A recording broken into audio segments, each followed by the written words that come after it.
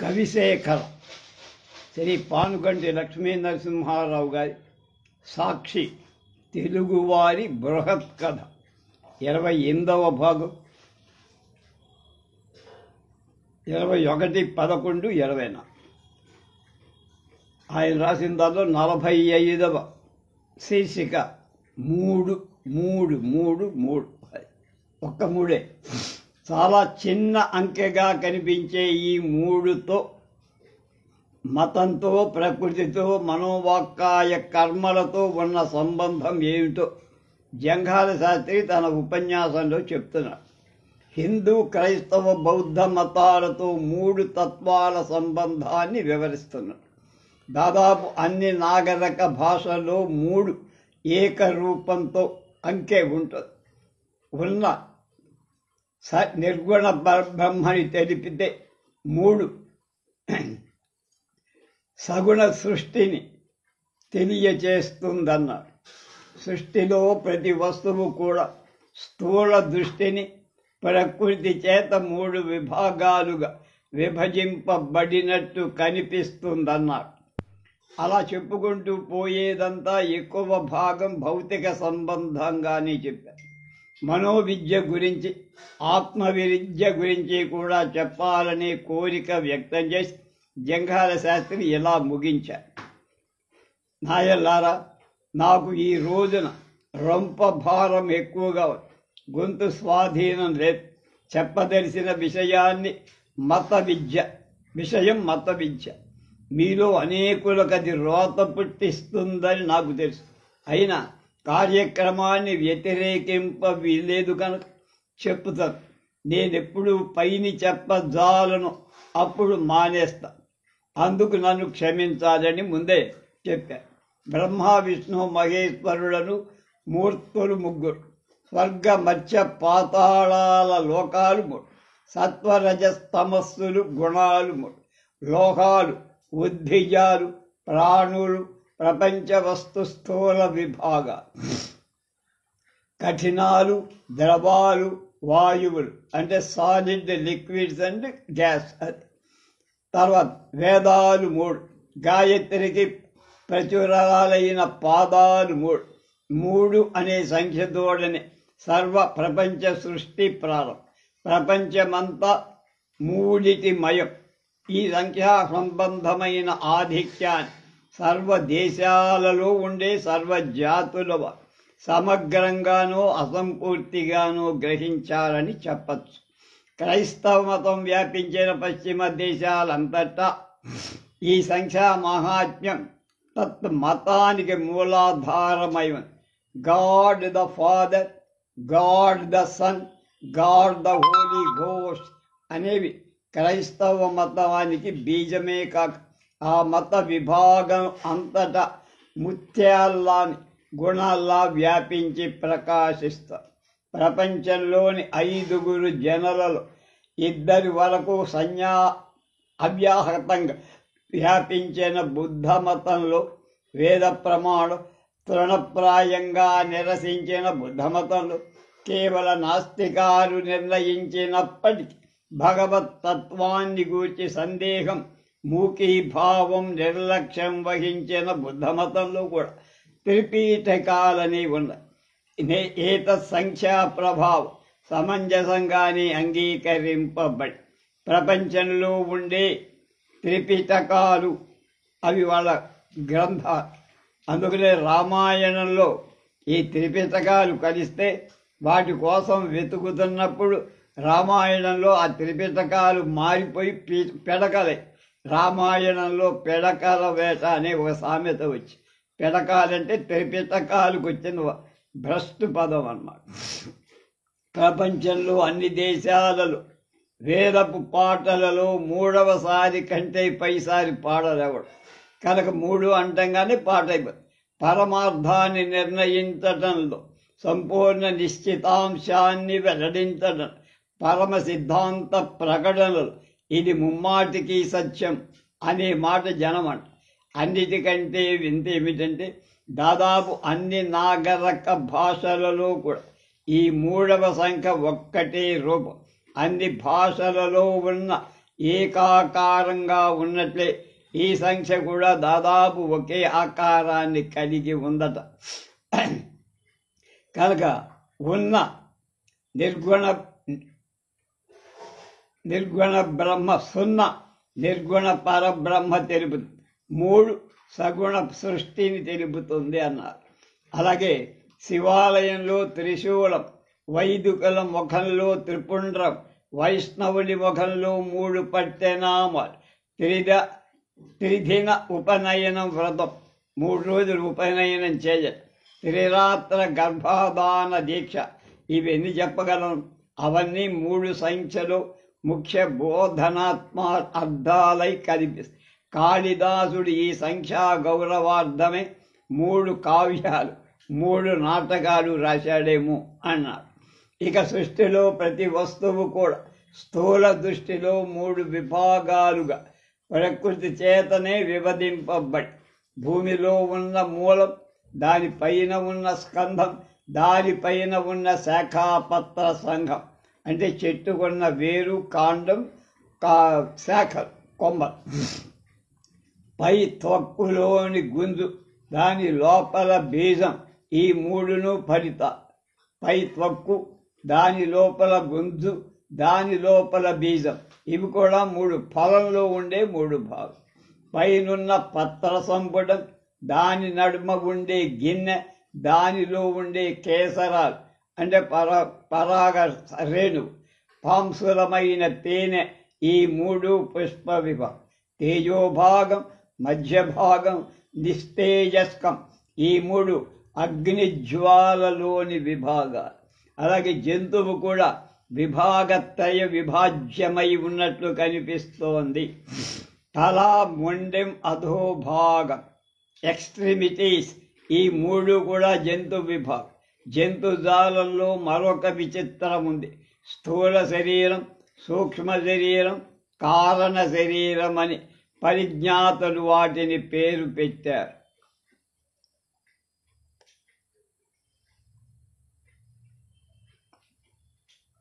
స్థూల శరీరం అంటే చేతులు, కాళ్ళు మొదలైన అవయవ భాసురమైన ఈ శరీరం.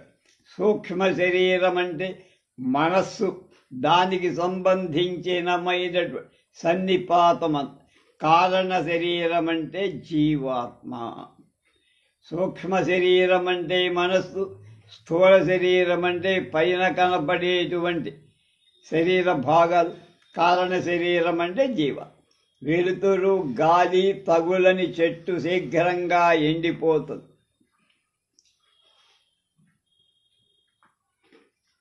తిప్పకపోతే గడియారం పాడై.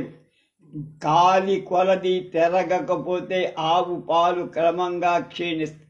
ఆరోగ్యప్రదాలు కూడా కావు. తిరిగిన ఆవిచ్చే పాలు ఆరోగ్యమంట. కఠిన పదార్థాల నమలకుండా భద్రంగా కాపాడుకున్న దంతాలు తేలిగ్గా ఊడిపోయి, కదలకుండా మెదలకుండా నిశ్శబ్దంగా జీవించే మానవుడు దుర్బలుడైపో. తరచుగా ఊపిరిపోయని తిత్తి బాగా సాగక ముడుచుకొని వేగంగా శిథిలమవు. రోజు రోజు పరామర్శించని కేశపాశం జుట్టు త్వరలో పలచబడు. ఒక విధమైన కదలిక, వస్తు పరిమాణంలో ఒక విధమైన సంఘర్షణ వస్తు స్పుష్టికి, తేజాన్ని, చిరస్థాయిత్వానికి కారణం అవుతుంది.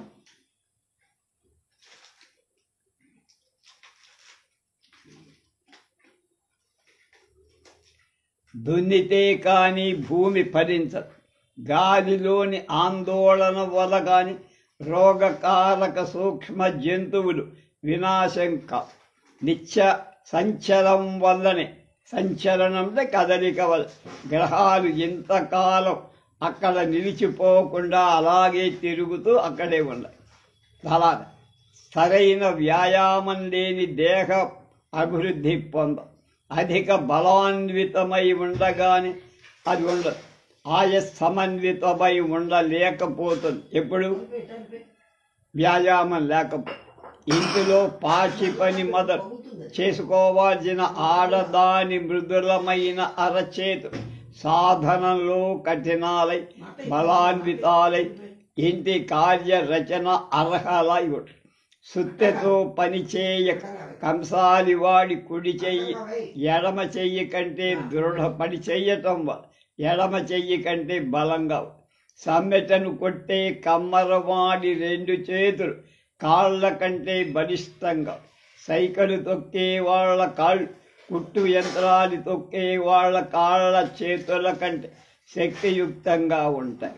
ప్రత్యేక అవయవ సాధనం తత్ అవయవ మాత్ర బలిష్టంతోనే పరిసమాప్తి చెందదు. అంటే ఏ అవయవానికైనా కసరత్తు ఉండాలి. అలాగే అది సంపూర్ణ దృఢిమ కానేరదు. అత్తరువు విచేయ వృత్తికల వాటి నాసిక ఘ్రాణ శక్తి అధికత సమన్వితం అయిపోతుంది. గడియారాలు బాగు చేసేవాటి శ్రవణేంద్రియం పటిష్టంగా ఉంటుంది. చిత్రకారుడి నయనేంద్రియం అత్యంత నిశితంగా ఉంటుంది. అలాగే భోజన ప్రియుడి నాలుక తత్సంబంధమైన ధరాల బింకం చేత రుచిగ్రహణ పారీణంగా ఉంటుంది. మహావక్త కంఠనాలు సంతత సాధన సంపత్తిచే సమంచిత శక్తి సమన్వితంగా ఉంటుంది. ఈ సాధనం కాదు, ఈ శక్తి కాదు, ఈ వృద్ధి కాదు. ఇది అసంపూర్ణతా దోషభూయిష్టం చేత అసందర్భం అనర్హం. దానివల్ల బోధకాళ్ళు బలహేతువులు అవుతాయి. కాళ్ళు లావుగా వచ్చి బోధకాలైతే కాలికి బలం కాదు, జబ్బు. అలాగే జలోదరం పొట్ట లావు అవుతుంది, నీళ్లు పెరగడం. దాదేమి పొట్టకి బలుపు కాదు, వాపేది. అలాగే కంతి ఎక్కడో చోట కంతి లేస్తుంది, ఇంత అది బలుపు కాదు. కరచరణ ఆది అవయవాలు కాళ్ళు చేతులు మొదలైనవన్నిటికీ సమానమైన సంపూర్ణమైన సమంజసమైన సాధనం ఉండాలి. అప్పుడు గాత్రం ఘనశక్తివంతంగా ఉంటుంది. గాత్రం అంటే శరీరమే. దేహ సాధనాన్ని గురించి అనేక పద్ధతులు బుద్ధిమంతులు వ్రాశారు. కానీ దాదాపుగా అన్ని అస్వభావాలు, అంటే మనకి బాగుండవన్నట్టు, స్వభావ సిద్ధం కావు, న్యాచురల్ కాదు అని. అందుచేత ప్రాయికంగా అవి అపాయకరం. ఈత వంటి సాధనం, పరుగు వంటి సాధనం సర్వ అవయవ శక్తి సంపాదన మూడవది కనిపించదు. కనుక ఈత తర్వాత పరుగు, ఈ రెండే శరీరానికి దేహానికి మంచి ఆరోగ్యం.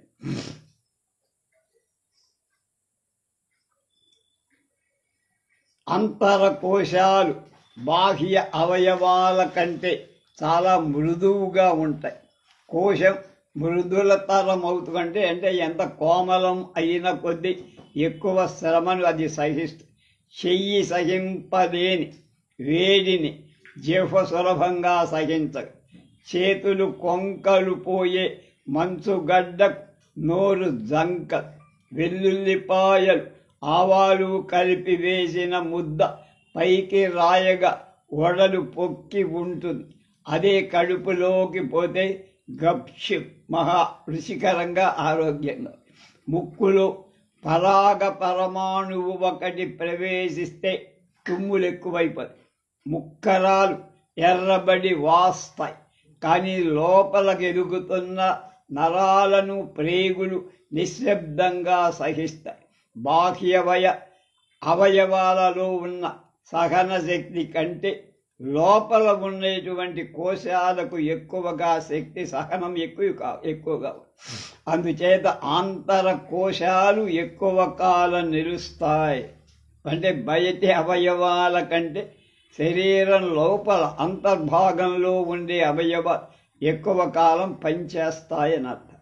కళ్ళు పూర్తిగా తమ పనిని వార్ధకంలో మానుకో, కానీ కస్సు బుస్సుమనే వాయుకోశాలు అలా మానేవి కావు. చెవులలో ఉండే పొర అదనక నిలిచిపోవచ్చు, కానీ హృదయ భాగాల నడుమ ఉండే ద్వారా కింది వైపుకి తెరవక ఆగవు. వాటి పని అవి చేసుకుంటూనే పోతాయి. పక్షవాతం చేత కాళ్ళు చేతులు కదలకపోవు, కానీ కడుపులో పేగులు కదలకుండా ఉండవు కదా. మనోవిద్య గూర్చి ఆత్మవిద్యను గూర్చి చెప్పదలిచాను, కానీ తల నొప్పుగా ఉంది, ఇంక నేను చెప్పలేను, క్షమించండి అని జంఘాల శాస్త్రి మానేశాడు, ఆపేశాడు. ఇక తర్వాత శీర్షిక తృష్ణ అంటే కోరిక. జంఘాల శాస్త్రి ఇవాళ తన ఉపన్యాసానికి ఎంచుకున్న ఇతివృత్తం తృష్ణ. తెలుగులో చెప్పాలంటే దాహం. ఈ మాటకి భౌతికమైన అర్థంలో కాక ఆధ్యాత్మికార్థంలో వ్యాఖ్యానించాలి అంటే తృప్తి లేకపోవటం. ఈ లక్షణం ఏ చిన్న దశ నుండి మొగ్గ వేయటమో ప్రారంభించి ఏ దశకోచే ఏ ఫలాన్ని ఇస్తుందో శాస్త్రి ఈ ప్రసంగంలో చాలా వివరంగా చెప్పారు. గంజి తాగేవాడు సజ్జకూడి, అది దక్కినవాడు వరన్నాని, అది దక్కినవాడు మరింత సున్నితమైన సన్నాల అన్నానికి నంబర్లు అంటారు కొరత. రకరకాల భక్ష్య చోహ్య లేహ్యాలను కోరత. ఆ మీద అడ్డాకు విస్తారంటే అసంతృప్తి కలిగి వెండి గిన్నె మీద మనస్సు పెరుగుతుంది. బ్రహ్మచారిగా బతకచ్చుగా, కానీ బ్రహ్మచర్య వ్రతం గొప్పది కదా. ఆహా, పెళ్లి కావాలి, పిల్లలు కావాలి, వ్యసనాలు కావాలి, ఆ పిల్లల కోసం బాల్య వివాహాలు చెయ్యాలి. అలా ఈ తృష్ణ అనేది ప్రపంచమంతా అనేక రకాలుగా వ్యాపించి ఉంది. దీన్ని నిర్మూలించకపోతే సుఖం. తృష్ణని నిర్మూలించాలనే తపన అన్ని దేశాల్లో అన్ని జాతుల్లో మత గ్రంథాలు ఘోషిస్తూనే ఉన్నాయి. మనకు నిర్దిష్టమైన వైదిక కర్మలన్నీ ఈ తృష్ణ సంహారం కోసమే. గయలో విడవాల్సింది తృష్ణ కానీ కాయకూరలు కావు. సారాంశం ఏమిటంటే గయకు పోయి అది విడిచా ఇది విడిచా అని డబ్బాలు కొట్టేవాళ్ళ సూటి ప్రశ్నగా తృష్ణను వదిలేవయ్యా అని అడిగితే వాడేం మాట్లా అని జంఘాల శాస్త్రి అడుగుతున్నాడు. నేను సభాభవనానికి వెళ్ళేసరికి జంఘాల శాస్త్రి ఉపన్యాసం ప్రారంభించాడని సాక్షి చెప్తున్నాడు. అది వరకు ఒక పావుగంట నుండి ఏదో వాయిచేస్తున్నాడు. నేను సభ చేరింది మొదలు ఎలా ఏం చెప్పాడో ఇప్పుడు నేను చెప్పు. అది చాలదా?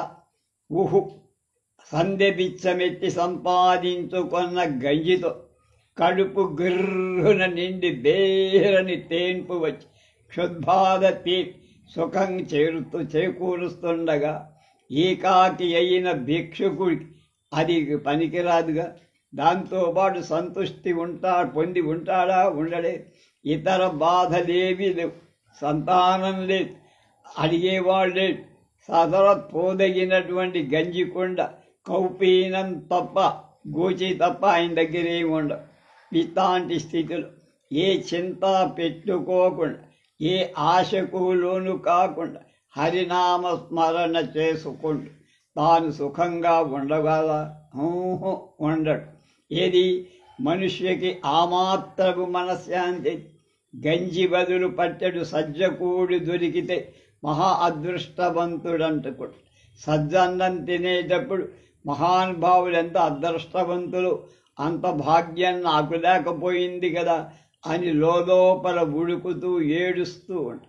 అలాగే గంజిపై అసహ్యత సిద్ధించని సజ్జ మెతుకులపై సకల బాధలు అతడు పదును ఆపుతాడా? గంజి కంటే సన్నగా బలకరమైన దాన్ని వదిలి అపేక్షిస్తున్నాడా? గంజి తనకు ఉన్నది అంతంచేత దాని మీద అసహ్యత. సజ్జాన్నం తనకు లేకపోవటం చేత దాని మీద కోరిక, కాంక్ష లేక వాంఛ. ఇంతే.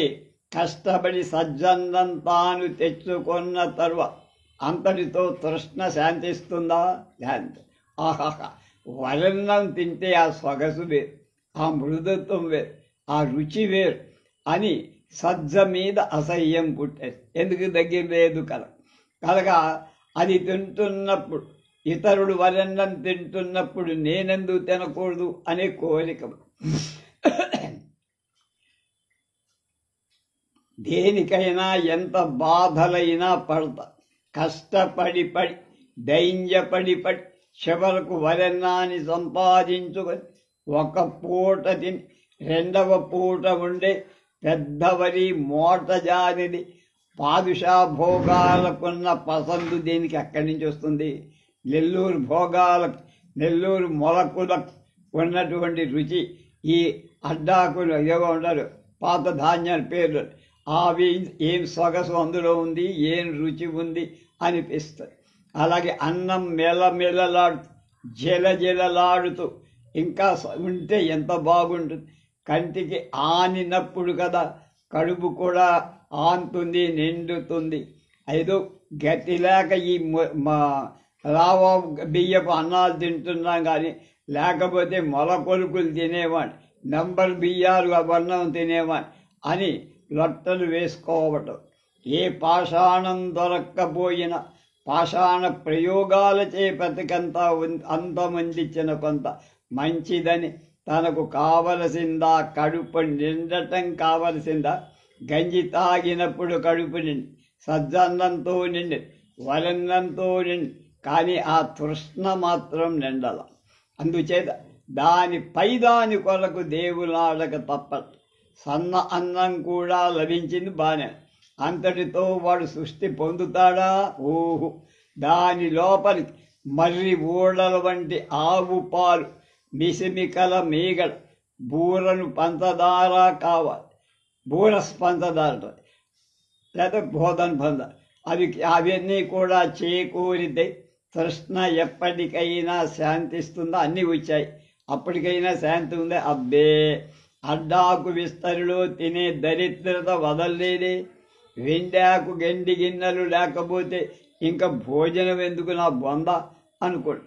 అందుకని వెండి కోసం ఏడుస్తా. వెండే ఏడ్చి అది లభించిన తర్వాత బంగారం కోసం ఏడ్పు రాయి గొంతు బొంగురిపోదు.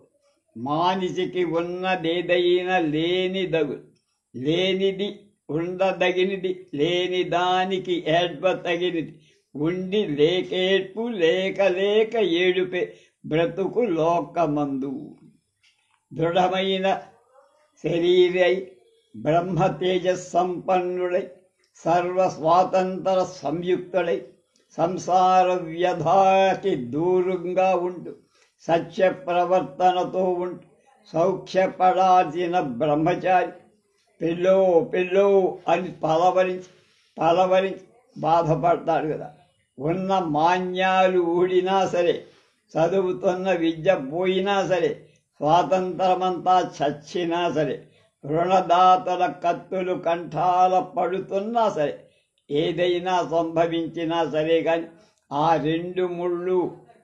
రెండు మూడు ముళ్ళు మాత్రం పడితేర. ఒక ఇంటికి అతడు యజమాని కావాలి. అంతవరకు ఒక్కటే తహత. పెళ్లి అయిన వాళ్ళు ఎందుకు పెళ్లి ఆడితమా, ఇందుకు పెళ్లి చేసుకున్నామా అని ఈ లెంప ఆ లెంప కొట్టుకుంటూ ఏడుస్తుంటే, వీడు పెళ్లి అయ్యి కాని బతుకెందుకు అని, పెళ్లి కాకపోతే బతుకెందుకు అని పరితపిస్తాడు. ప్రసాద్ బెహ్రా కథలన్నీ సరదాగా ఇలాగే ఉంటాయి. గృహస్థాశ్రమ బాధలన్నీ అతడు కళ్ళారా చూస్తున్నా తాను మాత్రం అలాంటి బాధలకు లోను కాకుండా గృహస్థాశ్రమాన్ని నిర్వర్తించగలని నమ్మిక ఉంటుంది. పెళ్లి కాక చేతి అరదండాలు బుద్ధిపూర్వకంగా వేసుకునేవాడు ఉంటాడా? అరదండాలంటే సంఖ్యలు, చేతికి ఎవడికి వాడు సంఖ్యలు పెట్టుకోవడమే పెళ్లి అంటే అర్థం. సౌఖ్యాన్ని అపేక్షించి కాళ్ళు బొండాలలో దూర్చుకొని వాడు ఉంటాడా? జ్ఞానం చేత, తపస్సు చేత, ఇంద్రియ నిగ్రహం చేత, భక్తి బోధనాల చేత, చిత్తగాత్రశక్తుల చేత ప్రపంచం ఉద్ధరించినవాడు తరచుగా బ్రహ్మచారులే కదా. లోకోద్ధరణానికి ఇలాంటి అవకాశం ఉన్న బ్రహ్మచారి మూఢుడై లొడితడు సంసారంలో గుడుగుడు గుంజాలు ఆడటానికి ప్రయత్నించచ్చా? జంఝాటం తగ్గిన కొద్దీ సౌఖ్యం పెరుగుతుందని కళ్ళు తెరిచి కష్టపరంపరమని కూపంలో మురికిదాలో పడటం ఎందుకు? ఉన్న బ్రహ్మస్థాశ్రమంలోని సుఖాలను మన్నులాగా కనపడటం లేని గృహస్థాశ్రమంలోని సుఖాలు మణులలా దూరం నుండి మిణుకు మిణుకు అనే కాంతులతో కనపడి ఆశకలు. అతడు ఎంత మంచిదైనా సరే అది పనికిరా, లేకపోతే అదే కావాలి. దొరికింది పనికిరాదు, దొరకదాని కోసం నిట్టూర్పు. సరే, పెద్దలార్జించిన ఈనాము 2 జనపనార సంచులలో పోసి మూతలకు రాత్రిళ్ళు బిగించాడు, తాడు బిగించి.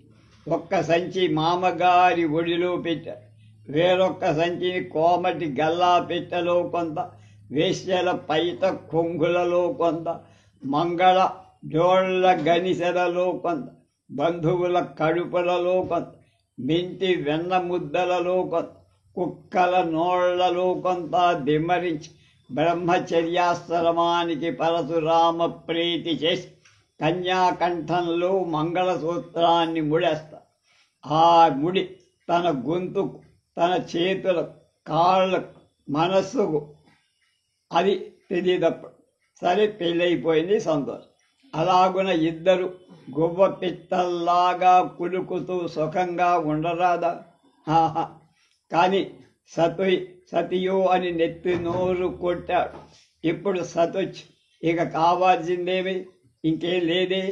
ఉంది, పిల్లలు, మాన్యాలను విడుదల చేసుకొని పెళ్లి చేసుకోవచ్చు.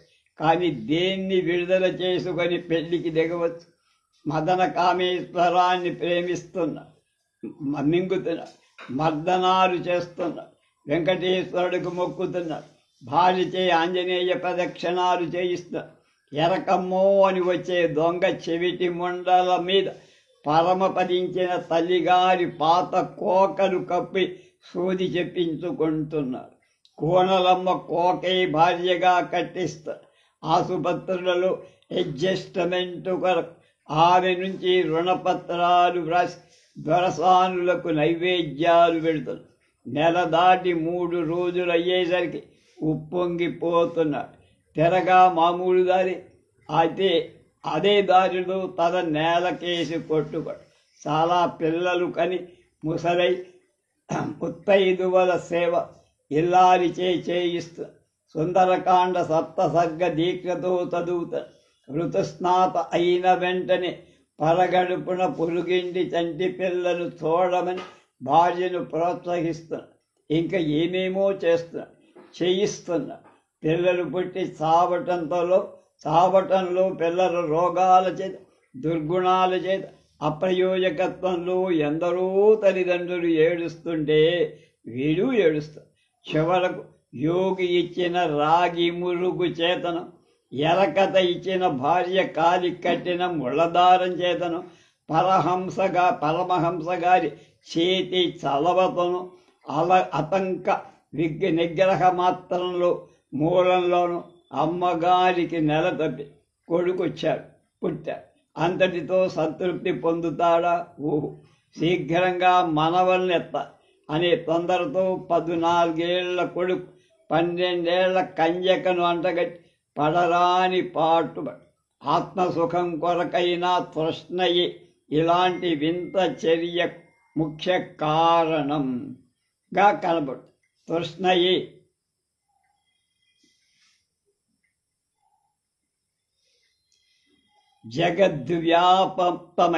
జగద్వ్యాప్తమై అందరినీ బాధిస్తోంది కదా.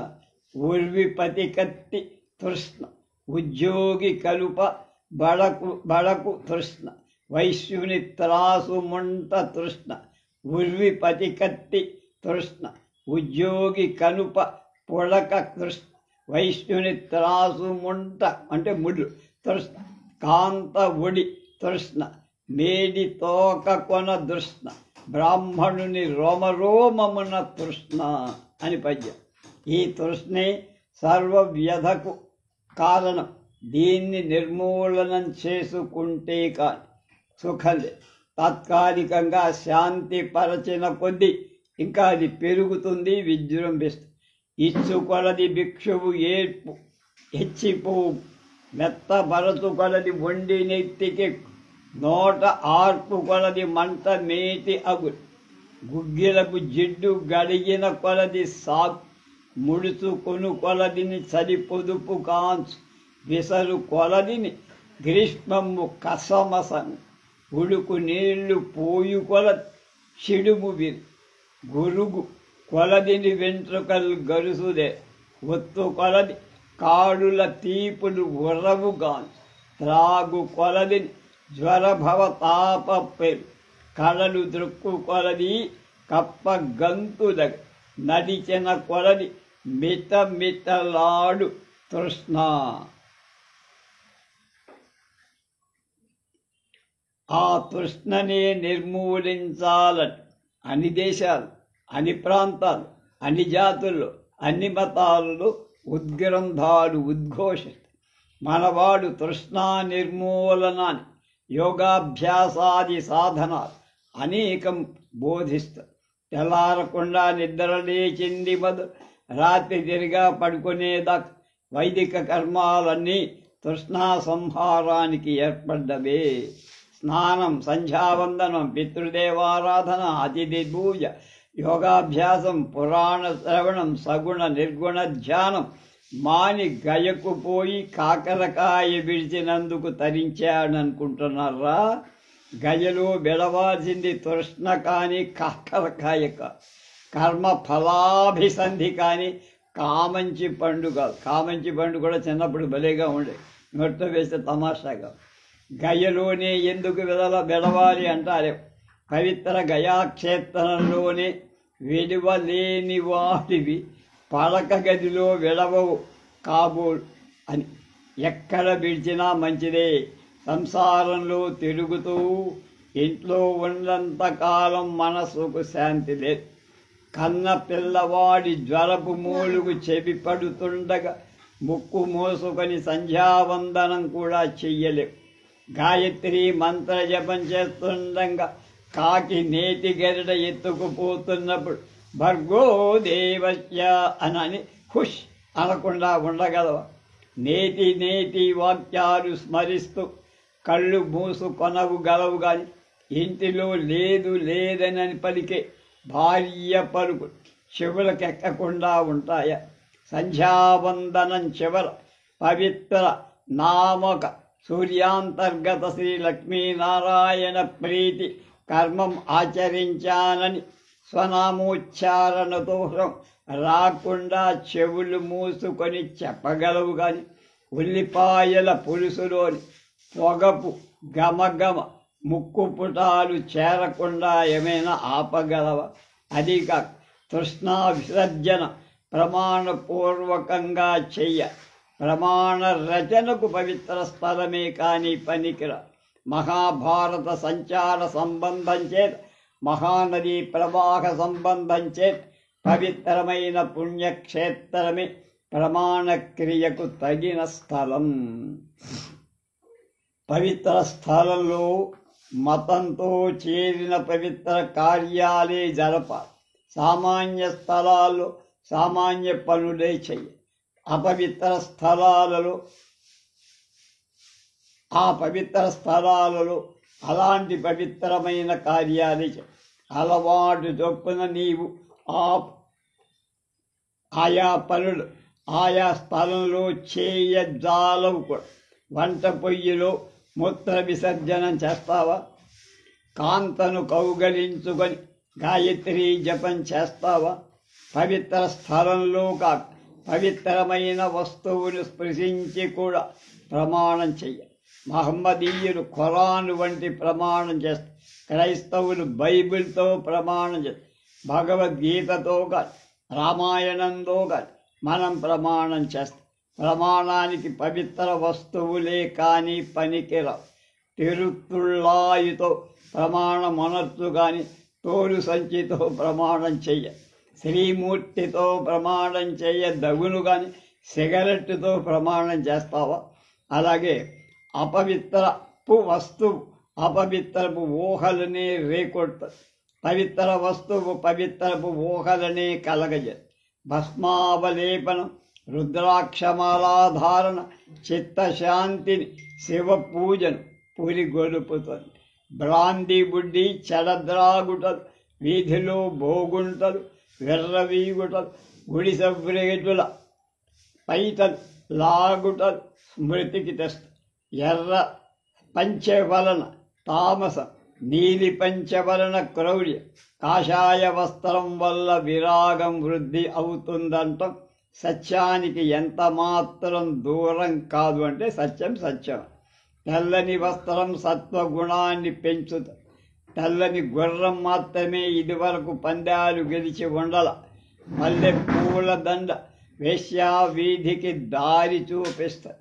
తులసి పూసల పేరు వైష్ణవాలయానికి దారి చూపిస్తుంది. అందుచేత ప్రమాణ నిర్వచనంలో పవిత్ర వస్తువులు అవసరం.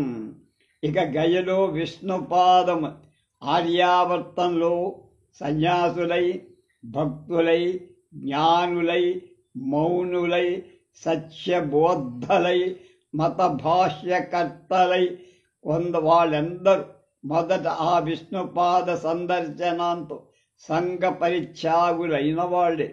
అలాగే రామానుజ, శంకర, మాధ్వ, గౌరాంగ, దయానందాదులంతా అలా గయలో తిరిగి వాళ్ళ యొక్క జీవితాన్ని తీర్చిదిద్దుకు ఆ మహాక్షేత్రంలో మహామహిమా సంపన్నుడైన విష్ణుపాదాన్ని చేతితో తాకి తృష్ణా నిర్మూలన కోసం ప్రమాణం చెయ్యాలి. తన వంశం నుండి లోకోత్తర ప్రతిభాశాలి ఎవడైనా బయలుదేరతాడా అంటే కొడుకు పుడతాడు అని నిశ్శరీరాత్మలతో చూసుతున్న పితృదేవతల ప్రీతి కోసం విష్ణుపాదంపై విడుస్తున్న పిండాన్ని చేత్తో పట్టుకొని పితృదేవతార్హమైన ఆ అన్నంతో కూడా ప్రమాణం చేయిస్తా. కాయ అభిమానాన్ని విడవాల్సింది కానీ కాయను విడవక్కర్. కాయాభిమానం అంటే శరీరాభిమానం వదలాలి కానీ నాకు జామకాయ నాకు ఇష్టం నేను వదులుతా అంటే అది వదిలే విధానం కాదు. ఫలాభిసంధిని విడవాలి కానీ ఫలాన్ని విడవనక్కల. నేను రేగుపండు బాగా తినేవాడిని, కాశీలోనూ ఆ గయ్యలోనే రేగుపండు వదిలే. ఈ రెండు నువ్వెప్పుడు త్రికరణ శుద్ధిగా విడిచావో నువ్వు అప్పుడు ఆర్యుడవు, ఉత్తముడవుతావు. నువ్వే అప్పుడు మనుష్యుడివి, నువ్వే జీవన్ముక్త. అంతేగాని ఏదో కాయ ఏదో పండు విడిచి గయా దర్శన ఫలం దక్కింది నేను తరించాను అని అనుకోవటం తప్పురా బాబు. అది కాక మరొక్క 6 దొండకాయ, లింగపట్లకాయ, చేదు బీరకాయ వంటి దిక్కుమాలిన కాయలు విడిచిన వాళ్ళే కనపడతారు కానీ పనసకాయ, అరటికాయ వంటి కాయలు విడిచిన వాడు ఎవడు దాదాపుగా తక్కువ ఒకవేళ. అలాగే అత్తిపండు, గొలుగు పండు, నక్కేరు పండు, కాటి రేగు పండు మొదలైన పళ్ళను వదిలే వాళ్ళే కానీ మామిడి పండు తినకుండా ఉంటానని ఎవడైనా కాశీలో దాన్ని వదులుతాడా? ఎవడు వదలు. బత్తాయి పండు విడిచిన వాళ్ళు ఎవడు కనపడు. తృష్ణ విడవలేదు సరే కానీ దాని ప్రతినిధిగా ఏదో కాయో పండు విడవదలిచి దానిలో కూడా అధమమైన కక్కుర్తి పడుతుంది. ఈ పని మన కోసమా? లోకాన్ని మోసపుచ్చడానిక? ఎందుకు ఈ కక్కుర్తి? చేస్తున్న అవకతవక పనులు చేస్తున్నట్లే ఉండాలి. పట్టిన మంచి నియమాలు పట్టినట్లే ఉండాలా? కొత్త కుండ పాత తెడ్డునా? పట్టుబట్ట కట్టుకొని కానీ బ్రాందీ తాక్కూడదా? కాయను పండు వదిలేవా? పొగ చుట్టను వదలవా? అలాగే పుట్టి కాకరకాయను వదిలేవా? వదలి మహాపవిత్రునయ్యాయని అయ్యానని సంతోషిస్తాం. చింతకాయ, మిరప పండు వదిలితే తొట్టె వైద్యపు రోగి కంటే నువ్వు ఎలాంటి వాడివిరా? వాటికి ఎంత భక్తి ఏడ్చిందో నీకు కూడా అంతే. వాటికి రోగమైనా కుదురుతుందేమో కానీ నీకు అది లేదు. గయకు పోవటం వల్ల డబ్బు దండక కానీ దానివల్ల నీకు సిద్ధించింది ఏమీ లేదు కనుక నిన్నెవడు క్షమించేవాడు లేడు అని ఆపేశాడు జంఘాల శాస్త్రి. ఇంకొకటి, కాయగూరలను కాశీలో వదలడం దీంతో సంబంధం. ఈ ప్రసంగం కూడా తృష్ణా నిర్మూలనానికి సంబంధించి. అయితే ఈ ప్రసంగం చేసే తీరులో తేడా ఉందంటున్నారు సాక్షి. మన మహారాజు గారికి ప్రస్తుతం ఉన్న ఆస్థానం కాక మరి 2 ఆస్థానాలు కలిపే అవకాశం ఉంది. ఆ స్థానిక ప్రజలంతా మహావైభవంగా వేడుకలు చేసుకుంటున్నారు అనే వార్త సన్నివేశాన్ని ఆధారం చేసుకొని ఇవాళ జంఘాల శాస్త్రి మాట్లాడుతున్నాడు. 5వ జార్జి చక్రవర్తి ఆ సింహాసనం ఎక్కిలా అది ఊరూరా చేశారుగా పెద్ద పెద్ద పట్టణాలు. అట్లా భాష ఉపకారికి, దేశ ఉపకారి, వైభవాలు అభివృద్ధి కావాలని ఏ ప్రజలు కోరుకోరు. అది ప్రశ్నించి అసలు విషయానికి వస్తున్నాడు జంఘాలుడు. జంఘాల శాస్త్రి ఒక బ్రాహ్మణ మహాసంతర్పణకు వెళ్ళి పంక్తిలో భోజనానికి కూర్చున్నాడు.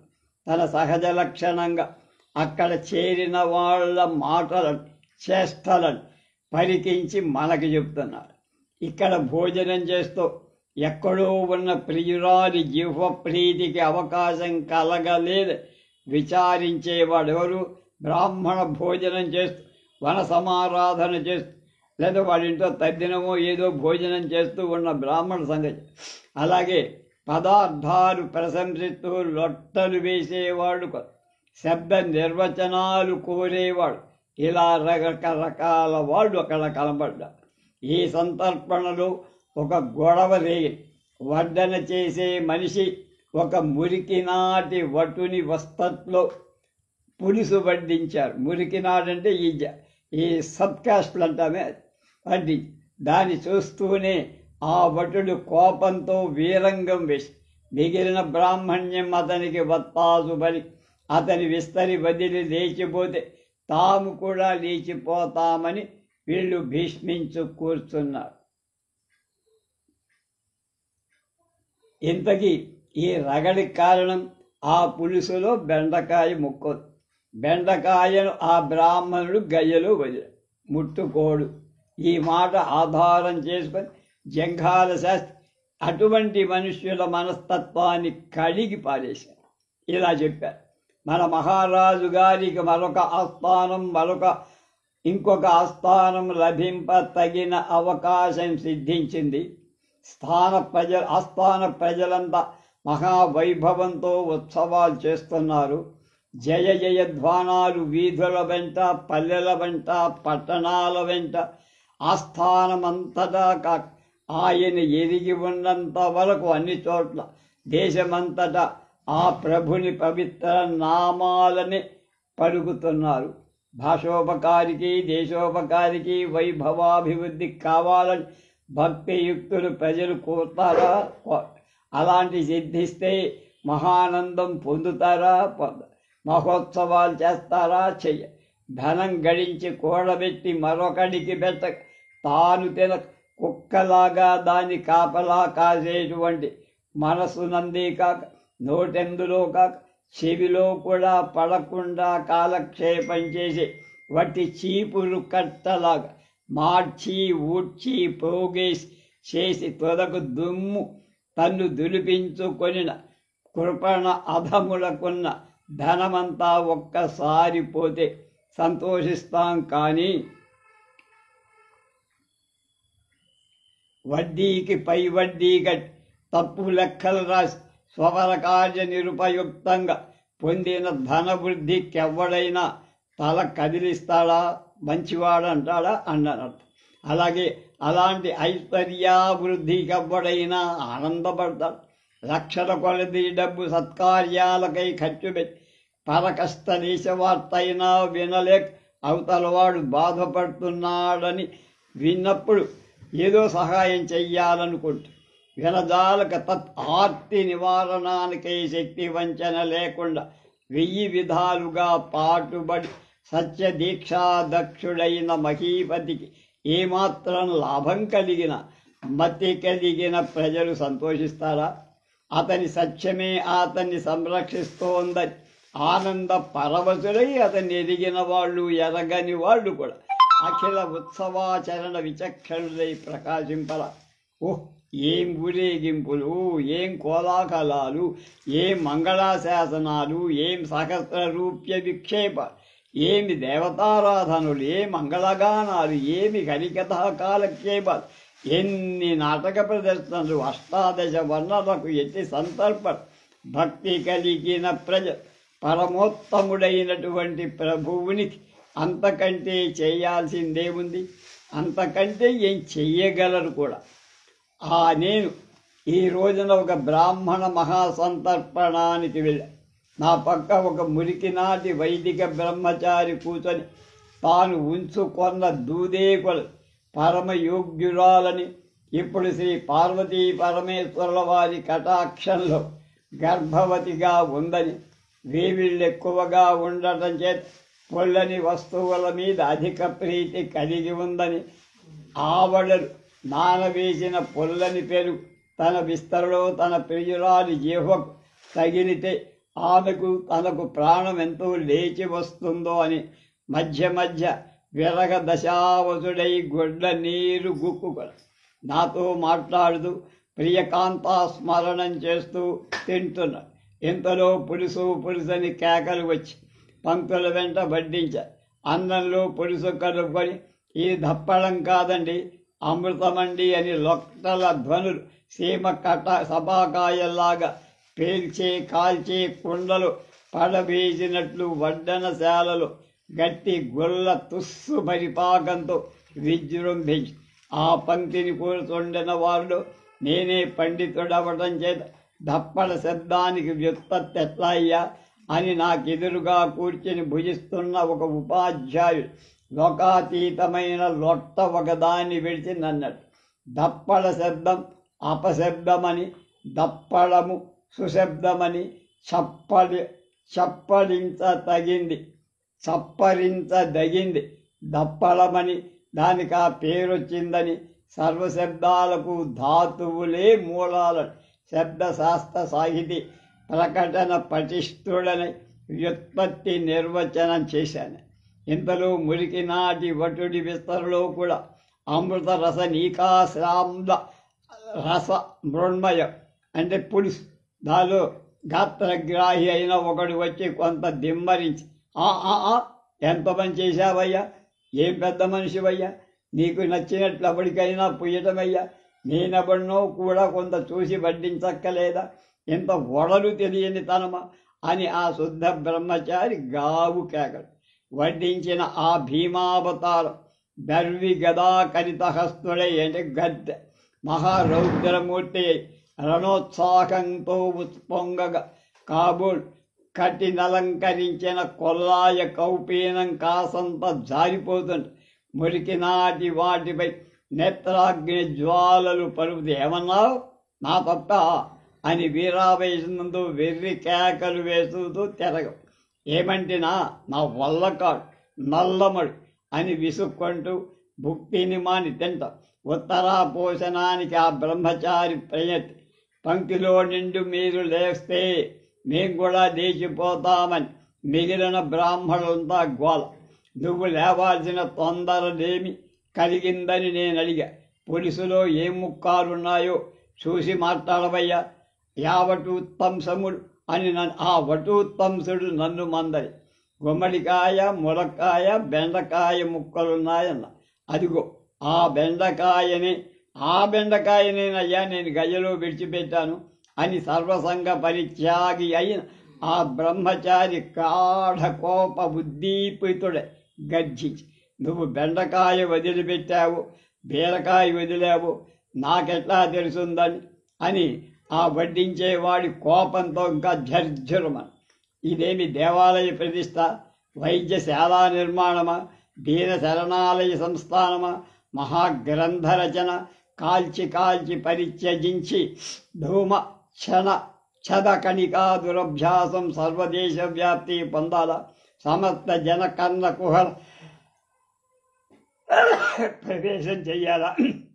అబ్బా బెండకాయను గదిలో వదిలేట ఎంత మహోన్నత త్యాగం చేశావయ్యా, ఎంత అహంభావ నిరాకరణం చేశావయ్యా, ఎంత పరోపకార పాలీనుడిపై వెలుగుతున్నావయ్యా. ఈ మహాకార్యం, ఈ దేశోపకార కృత్యం, ఈ మహావైరాగ్య సంపన్నత, ఈ సంసార సముద్ర తరణ ప్రభావం ప్రపంచంలో ఇంకా ఎవరికీ తెలియదు. ప్రపంచంలో గ్రహణ శక్తి రహితమని, కృతజ్ఞత సహితమని నిందిస్తున్నావా? శభాష్, బెండకాయ బదిలిపెట్టి ఎంత గండడైనాడయ్యా వీడు. ముక్తి కాంతా శిరోమణికి ఎంత మెండడయ్యాడంటే ఉంచుకున్నవాడయ్యా. బెండలు వదిలిపెట్టే గాని పడ్డావు కానీ మొండను వదిలిపెట్టావా? ఇందాకంతా నాకు చెప్పావు కదా. కాబోలు బెండకాయ పులుసు చేత అంట తగును కాని పింజారి దాని మోవి అంటే పెదిమలు అంత తగును కావు. వహవా కాయశుద్ధి, చిత్తశుద్ధి, ఆత్మశుద్ధి నిలిచేది శాఖా పరిత్యాగమే కాని వ్యభిచార పరిత్యాగం కాదు. మతమెంత తల కిందైపోయింది. అనవసరమైన ఆచారాలకు ఎంత ఆధిక్యం కలిగింది. ఆవశ్యకాలైన మోక్ష సాధనాలకు ఎంత అధమత్వం సిద్ధించి అసత్యలోలుడవై నువ్వు ఉన్నంతకాలం మా బెండకాయ పరిచించిన ఫలితమేమిటయ్యా? కాకరకాయను విస్తరి వద్దకు రాని తగను కానీ కళ్ళు పాకలలో నిత్య నివాసం చేయదగునా? నాయనలారా, నేను పలికే మాటలు మీకు వినపడకుండా వీధిలో వెళ్ళటంలో ఈ ఉత్సవం అంతా చెప్పాల్సింది చాలా ఉంది. కాయగూరలను విడిచిపెట్టడం గురించి ముందు మళ్ళా చెబుతాను, క్షమించడు. ఓం శాంతి శాంతి. రేపు క్షురకర్మ గడ్డం గీసుకోవడం దాని గురించి చెప్తారు. స్వస్తి.